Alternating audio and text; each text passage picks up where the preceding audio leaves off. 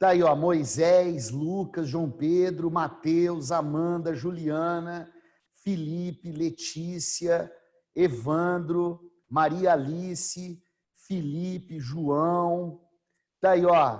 Porra, legal. Diego, Lorenzo, Henrique. Manda um salve aí, rapaziada. Manda um salve aí, ó. Tá aí, ó. Mariane, pô, Laís, Felipe, Henrique, Laura, pô, Jorginho, Natália, Felipe de novo, Luísa. Pô, é isso aí, legal, Cleiton. Pô, maravilha, rapaziada. Ó, bom estar com vocês hoje aí, hein? Bom estar com vocês hoje aí. Tá aí, ó, Vinícius, Marcão, Napoleão. Falta muito ainda, viu, cara? Falta muito ainda. Pô, mas, ó, de qualquer maneira, um abraço a todos aí, viu? Alexandre. Rapaziada, é o seguinte, ó.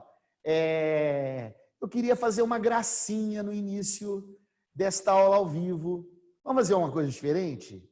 Vamos fazer uma coisa diferente ou não? Vamos dar um tempinho na programação? Eu posso dar um tempinho na programação ou não? Você me permite ou não? Hã? Pode ser? Porque é o seguinte, eu tenho crédito com vocês, eu não tenho crédito com vocês? Eu espero que eu tenha crédito com vocês aí. Então me dá uns minutinhos aí, porque o que eu vou fazer agora, na verdade, é o seguinte, uma mudança de óculos. Sai esse óculos convencional, né, para leitura e tal, e entra essa verdadeira relíquia histórica, rapaziada. Salve, nação botafoguense! Tá aqui, vocês estão diante o verdadeiro, único e exclusivo óculos do Botafogo, remanescente da campanha vitoriosa do Paulistão de 2001. Esse óculos foi produzido para o jogo contra a Ponte Preta, primeiro jogo da semifinal aqui em Ribeirão, rapaziada. Vocês estão diante um objeto histórico. Na verdade, vocês estão diante um sobrevivente. Porque no ano seguinte, em 2002, eu comecei a dar aula aqui no Liceu. Então, você faz ideia a quantidade de atentados que esse óculos já sofreu ou não? Hã? Quantidade de atentados. Os bafudos aqui do Liceu têm uma história de atentados a esse óculos. Entendeu? Por sorte, tem aqui em Ribeirão um hospital do óculos. Eu sou cliente do hospital do óculos. Então deu para dar um tapa nele, ó, consertar a perninha. Rapaziada, dá tapa, empurra, sequestra. É sério aqui, os bafudos aqui, eles não aceitam esse óculos. Que eu guardo exclusivamente para esses momentos. Menos pela vitória de ontem e mais pela permanência do Botafogo na primeira divisão. Ado a ado, cada um no seu quadrado. Ado a ado, cada um no seu quadrado. E o nosso quadrado é o quadrado da primeira divisão do Paulista. Até mesmo porque é o seguinte, rapaziada, rapidinho, ó. Eu frequento o campo do Botafogo desde 1983. 1983. Claro, não fui em todos os jogos, longe disso. Mas eu fui em todas as campanhas. Eu nunca vi um time tão horroroso como esse. Nunca vi. Nem quando o Botafogo caiu para A3, o time era assim tão lastimável. E mesmo com um time desses, a gente permaneceu na primeira divisão. Porque a primeira divisão é o nosso lugar. É isso que o Bafudo tem que aceitar. O Bafudo tem que aceitar que a primeira divisão é o nosso lugar. Ok? Então, momentaneamente estamos divorciados, existe uma distância entre nós. Vamos ver se vocês sobem aí para a segunda divisão e tal. A gente volta a se aproximar, aos poucos, né? Porque a primeira divisão é o nosso lugar. E diretoria, pelo amor de Deus, um time menos medíocre do que esse que foi montado, nessa campanha do Paulistão. Firmeza, rapaziada? Tá aqui, ó. É a relíquia. Isso aqui é o óculos do Botafogo. Agora eu vou descer, vou colocar o convencional, eu vou descer. Manda um salve aí, nação botafoguense. Deixa eu dar uma olhada na rapaziada aí. Deixa eu dar uma olhada na rapaziada aí. Beatriz, para mim, bafo é ela. Então, né? Isso, perfeito, continua aí. O importante, ó, tá aí, ó, maravilha, ó, Marina, tá aí, ó, Pietra, Orgulho de Ribeirão, é isso aí, vai, bafou. Não, pera aí, calma aí, calma, não, calma, vamos devagar, vocês têm que ocupar esse espaço aí, que hoje é ocupado por nós, né, rapaziada?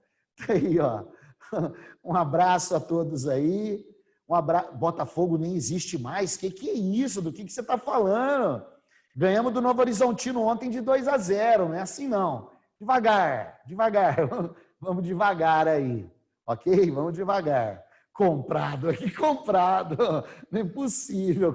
Pô, vocês falam a mesma coisa, que é sorte, que não sei o quê. Se a gente tivesse a sorte que vocês têm, para com isso.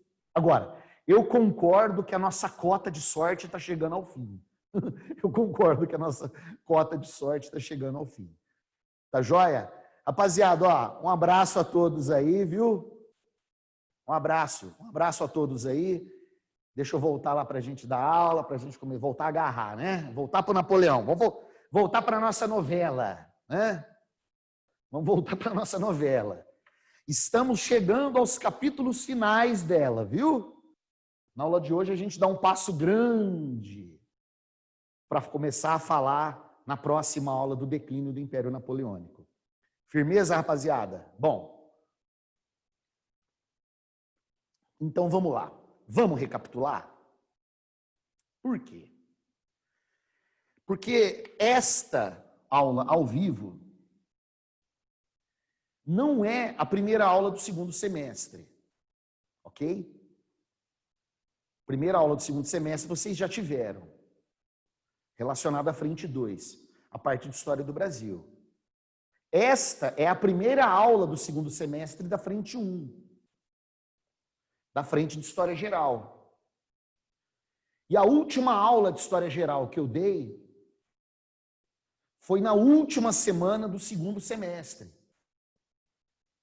Então eu vou tomar uns minutinhos aí, eu vou roubar uns minutinhos da aula para tentar recapitular em que momento estamos. Ok? Vamos lembrar. As etapas da Revolução Francesa. Assembleia Nacional Constituinte, Convenção Nacional, Diretório, Era Napoleônica. Ok? Estamos na Era Napoleônica, que se divide em 3 momentos. Consulado, Império, Governo dos 100 dias. Estamos no Império, que começou em 1804 e foi até 1814. O Império de Napoleão Bonaparte. Ok? Caracterizado principalmente pelas guerras napoleônicas. Então, se o consulado foi um período de relativa estabilidade, o império será um período de intensa instabilidade. Em meio às guerras napoleônicas, o Napoleão percebeu que o principal adversário da França não era nenhum país absolutista, mas era um país que apoiava e financiava os países absolutistas a lutarem contra a França, Inglaterra. Para atingi-la, o Napoleão Bonaparte decreta o bloqueio continental, proibindo os países da Europa Ocidental de manterem relações comerciais com os ingleses sob pena de intervenção militar inglesa. Lhes disse, na última aula do segundo semestre, que o primeiro país a romper o bloqueio continental foi Portugal. A tradição de aliança com a Inglaterra foi mantida. E Portugal passa a manter relações comerciais com a Inglaterra, contrariando as orientações do bloqueio continental. Napoleão Bonaparte ordena a invasão do território português pelo exército francês. Para chegar a Portugal, o exército francês tinha que atravessar o território espanhol. Como a Espanha era, desde 1804, um país aliado à França, a França e a Espanha e a França, assinaram um acordo, um tratado, chamado de Tratado de Fontainebleau, ou Fontainebleau. Fontainebleau. O que foi um Tratado de Fontainebleau? Foi um acordo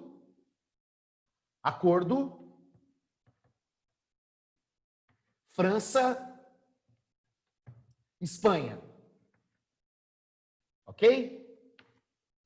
Acordo França-Espanha. O que ele estabelece? A passagem das tropas francesas pelo território espanhol. A autorização concedida pela Espanha para a travessia do território espanhol pelo exército francês. Passagem, vamos lá. Passagem das tropas espanholas pela França. Qual a vantagem oferecida pela França à Espanha? Depois da invasão do território português, e depois da conquista de Portugal, o território português seria partilhado pelos espanhóis e franceses.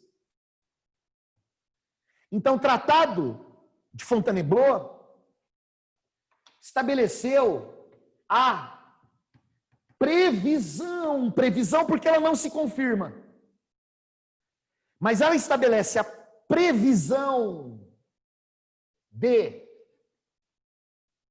partilha de Portugal pela França e Espanha. Previsão de partilha. Por que ela não se confirma?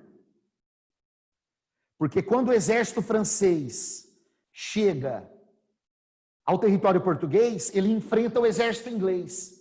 E depois de 3 anos ele é derrotado e expulso do território português. Lembre-se que em 1810 os ingleses expulsam os franceses. E como a corte portuguesa já estava no Brasil, os ingleses passaram a dominar Portugal. Os militares britânicos passaram a exercer o domínio político em Portugal. Marcão? Pois não. Não é o contrário? As tropas francesas poderiam entrar no território espanhol? Oh, obrigado. Eu falei uma coisa e coloquei outra na lousa. Eu lhe agradeço. Nada. Muito obrigado pela observação, viu? Eu falei uma coisa e escrevi outra na lousa. Muito obrigado. Façam isso com frequência. Passagem das tropas francesas pela Espanha. Ok? Então vamos lá. É uma previsão, porque ela de fato não se confirma. Já que com a transferência da corte portuguesa no Brasil, estabelecida pela Convenção Secreta, o território português será, entre aspas, protegido pelo exército britânico. Agora vamos ao que nos interessa de fato. E o que nos interessa de fato é a traição de Napoleão. É a traição de Napoleão. Por quê? Ao passar pela Espanha, nas proximidades da capital da cidade de Madrid, O Napoleão ordenou ao exército francês que ocupasse militarmente a capital. Ocupação militar da Espanha pela França. Ocupação militar da Espanha pela França. Por que uma traição? Porque a Espanha, como eu lhes disse, desde 1804 era uma aliada da França. Tanto que os espanhóis haviam participado de várias batalhas ao lado do exército francês. Caso vocês queiram escrever um exemplo, o exemplo mais ilustrativo, é a Batalha de Trafalgar. Se você algum dia for estudar a batalha, é desnecessário, mas eu vou estudar a Batalha de Trafalgar. Milhares de espanhóis morreram nela. Então a Espanha não era um adversário, não era um inimigo, era um aliado. Aí você vai perguntar, Marcão, mas por que ele faz isso? Qual o interesse de Napoleão na Espanha? Aí é o seguinte, eu estou sem óculos aqui, não dá para observar, caso vocês coloquem alguma pergunta. Faltando 5 minutos para acabar a aula, eu dou uma olhada aí nas perguntas, tá joia? Então não precisa mandar nada agora não, porque eu não tenho condições de visualizar, de lê-las. Mas vamos ao que nos interessa. Tenta participar da aula. A aula é ao vivo.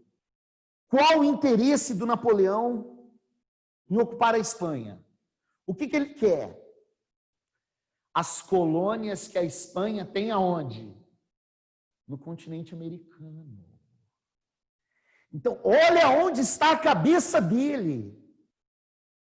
A cabeça dele não está apenas na Europa, a cabeça dele também está na América. Napoleão sonha em estender os seus domínios para o continente americano. Por isso ele ordena a ocupação da Espanha.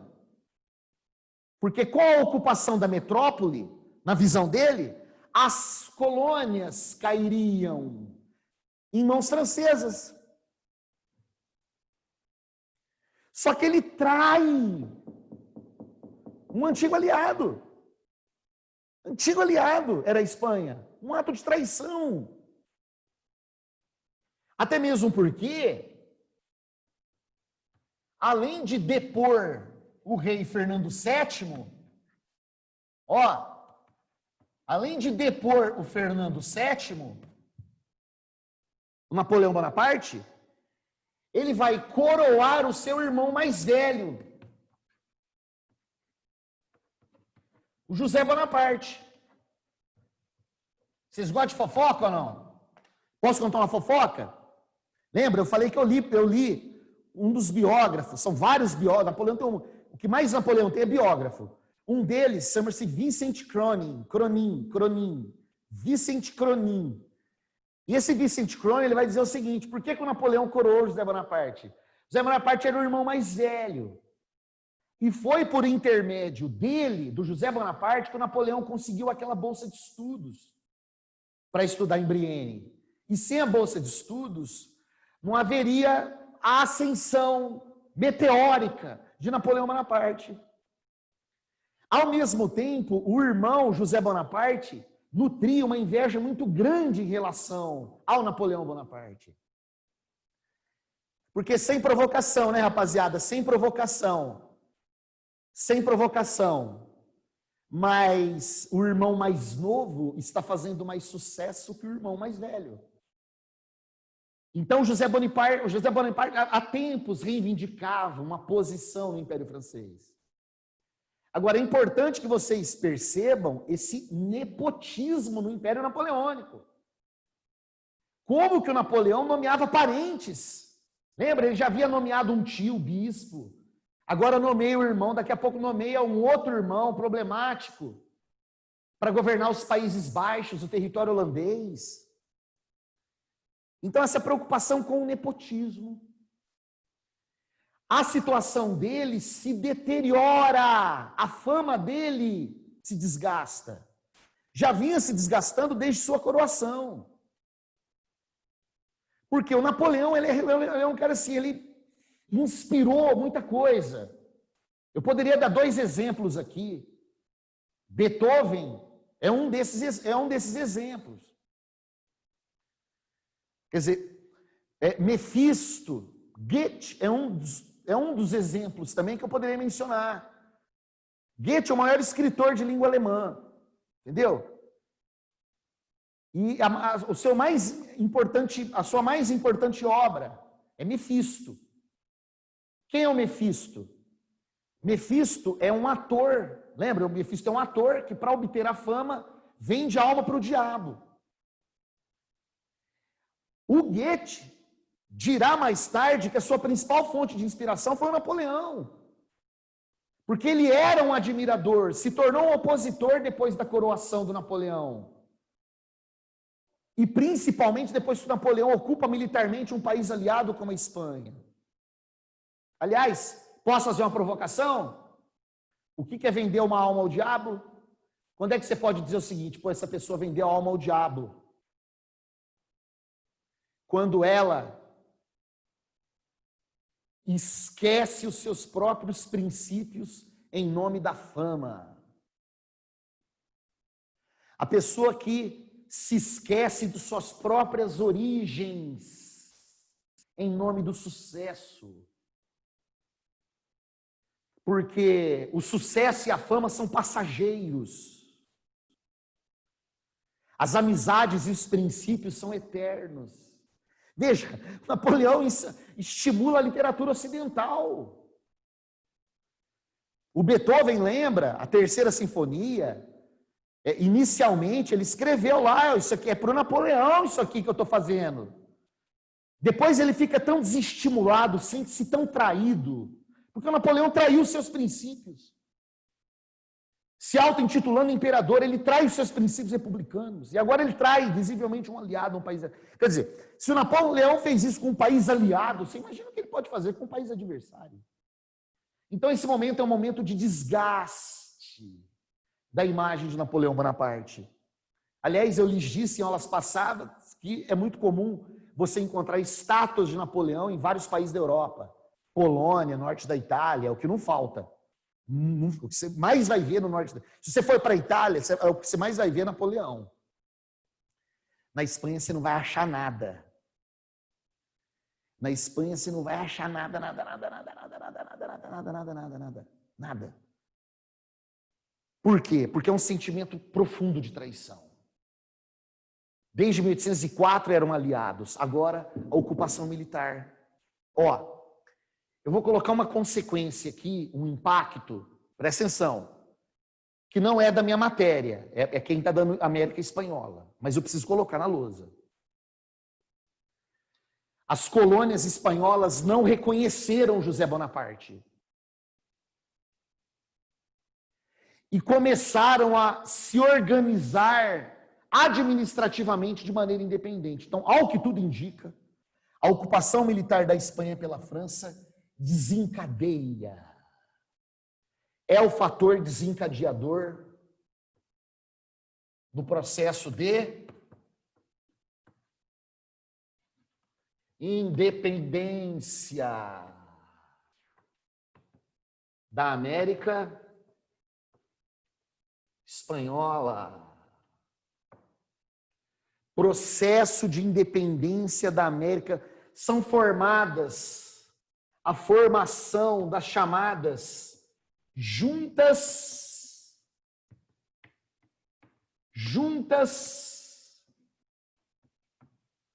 governativas. São as juntas governativas. São os crioulos, são os colonos que não reconhecem a autoridade francesa e que não querem mais o retorno da autoridade espanhola. Desencadeamento do processo de independência da América Espanhola está relacionado às guerras napoleônicas. Desencadeamento do processo de independência do Brasil está relacionado às guerras napoleônicas. Qual a diferença? A diferença é que a independência da América Portuguesa contou com a presença da corte portuguesa. O processo de independência da América Espanhola não contou com a presença da corte espanhola. Lembrem-se, o primeiro rei a vir para o continente americano foi o Dom João VI.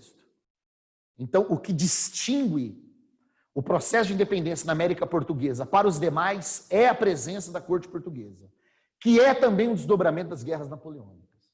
Ok? Bom, vamos continuar. Na próxima semana, finalmente, a gente vai passar a régua, porque 100 dias, governo muito curto, nós vamos contar a história do exílio do Napoleão na ilha de Santa Helena, que é um dos locais mais isolados no mundo. Ok? O exílio de Santa Helena. E aí, no exílio de Santa Helena, como ele já tinha fugido da ilha de Elba, a rapaziada estava esperta com Napoleão Bonaparte. Pô, esse cara vai tentar fugir de novo, então vamos vigiá-lo. Então Napoleão ele era vigiado 24 horas. E aí ele vai mandar uma carta. Aí a rapaziada vai ler essa carta. Aí, para que os ingleses não entendessem o conteúdo dela, Napoleão começou a se utilizar de certas expressões para designar certos países e certas situações. Sabe a expressão que o Napoleão usou para designar a Espanha? Alguém sabe? Alguém sabe aí ou não? A expressão que o Napoleão inventou para designar o impacto da Espanha na sua vida? O atoleiro de minha vida. Para o Napoleão não foi a Rússia. Próxima aula. Na Rússia ele será derrotado. Vitória e derrota fazem parte da vida de um militar. Aqui a sua imagem será deteriorada. É o atoleiro da minha vida. Por quê? Se os colonos não estão aceitando, você imagina se os espanhóis então aceitarão. Então, resistência é a primeira vez que isso acontece, hein? Você está ouvindo aí ou não? Está escutando? É a primeira vez que isso acontece, hein? Resistência, o povo contra Napoleão. Porque lembra, até pouco tempo ele era chamado de libertador. Até pouco tempo Napoleão era chamado de libertador. Porque lembra, por onde ele passa ele faz a revolução. Por onde ele passa ele acaba com a Inquisição. Por onde ele passa ele acaba com a tortura. Por onde ele passa, ele abole a servidão, ele acaba com a corveia. Por onde ele passa, ele acaba com o dízimo, ele enfraquece o poder da igreja. Por onde ele passa, ele faz distribuição de terras à população camponesa para enfraquecer as nobrezas europeias. Então, até então, ele era visto como um libertador. Agora ele passa a ser visto como um opressor. E essa percepção profundamente negativa se espalha pela Europa a partir da experiência espanhola. Pela primeira vez, o povo pegará em armas contra Napoleão Bonaparte. Resistência popular espanhola. Desgaste da imagem de Napoleão. Então Napoleão não morre aqui. Mas a imagem dele morre aqui. Ele fica, é um atoleiro, é o atoleiro da minha vida. Desgaste da imagem de Napoleão. Derrota do exército francês. É formada uma guerrilha popular. Ó, se alguém aí gosta de arte, cultura, tal, tem o Goiá, ou Goya, como a rapaziada chama, ele foi testemunha ocular dos acontecimentos. Irmão. Testemunha ocular dos acontecimentos, o Goya. Quer dizer, há quadros do Goya em que ele retrata essa violência. Os espanhóis formaram uma resistência popular, guerra de guerrilha para expulsar os franceses. Então os franceses já não eram vistos mais como libertadores, eram vistos como opressores.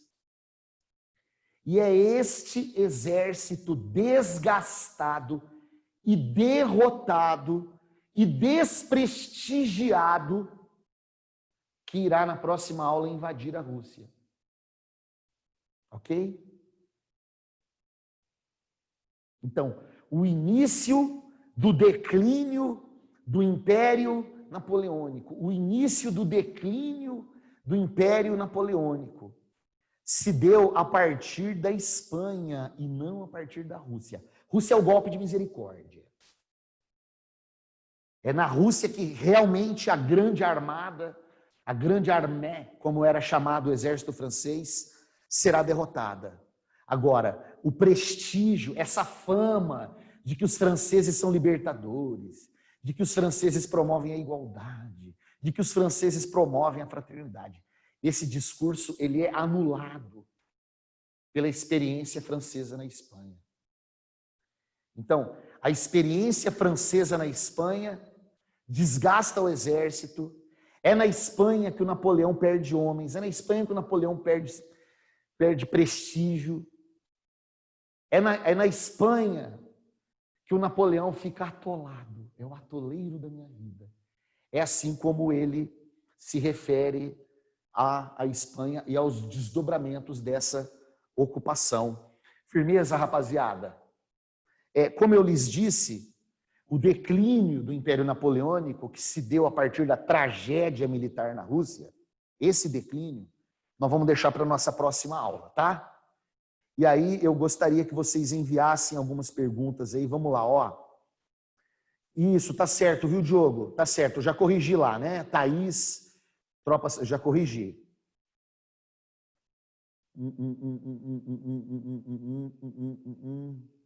Vamos lá, rapaziada. Vamos lá. O Goya é um pintor. Ele é muito de quem está perguntando, deixa eu ver. É a Marina Almeida. Ô, Marina, é o seguinte, você gosta de pintura, meu amor? Você gosta de artes plásticas? Você gosta ou não? Responde aí para mim. Então, o Goya é um cara enquadrável. É muito difícil você enquadrá-lo na história das artes plásticas. Tem uma rapaziada que fala que ele já está adentrando ao romantismo. Alguns falam que ele ainda está vinculado ao maneirismo. É difícil o enquadramento. Eu sugiro depois você trocar uma ideia com a Juliana aqui da escola, que a Juliana saberá explicá-lo mais do que eu. Mas, de qualquer maneira, ele é uma testemunha ocular dos acontecimentos. E ele se envolve, ele se engaja pessoalmente na luta pela expulsão das tropas francesas de Madrid. Então, ele tem um quadro, por exemplo, chamado 2 de Maio, do Goya, 2 de Maio. É o fuzilamento. O fuzilamento, os franceses fuzilando aqueles espanhóis que estavam lutando pela independência, pela autonomia. Chegou lá o João Pedro. Claro, não chegou a pegar em armas, mas você não precisa pegar em armas. Você pode, por exemplo, dar o refúgio para quem pega armas. Então ele acabou. Agora, a importância dele não foi militar, mas a importância dele foi cultural, né? Foi artística. Ele transformou os pincéis dele numa arma de guerra, né? Entendeu? Firmeza, rapaziada? Eu tenho que me desligar aí, ó. Estou sendo pressionado aqui. Eu tenho que sair. Alguém tem mais alguma pergunta? Não, então, você está falando. Eu estou querendo dizer o seguinte: o Napoleão não tem popularidade na Espanha. Se você for lá hoje, você não vai achar nada dele. Vai achar referências positivas àqueles que lutaram contra a França. Entendeu? Então, assim, pensa assim, ó, norte da Itália ama, Espanha odeia. Tudo bem, está certo. Nessa analogia. Ok? Firmeza, então, rapaziada. Manda um salve aí. Manda um salve para mim aí, ó. Um abraço a todos aí, viu? Um abraço a todos aí. Maravilha, um salve, isso aí, salve. Salve, nação botafoguense. As juntas governativas se referem aos colonos que não aceitavam a opressão da França e o não retorno da opressão espanhola. Entendeu? E isso aí você está certo, são os colonos, são os crioulos, são a elite crioula. Não, ó, você está falando do Si. O Si é complicado, Henrico, mas o que eu posso dizer é o seguinte: se a corte portuguesa não participasse da independência, a possibilidade do Brasil ser um país republicano seria infinitamente maior. Ok? Seria infinitamente maior. Isso aí é uma tese, se o Brasil teria se fragmentado ou não. Põe o óculos para fechar com chave de ouro. Tá aí, Vanessa, põe o óculos para fechar com chave de ouro, meu amor. Tá aí, ó. Tá aqui, ó. Um abraço, rapaziada aí, ó. E não se esqueça, ado a ado, cada um no seu quadrado, viu, rapaziada? Um abraço a todos aí, viu? Tchau, tchau.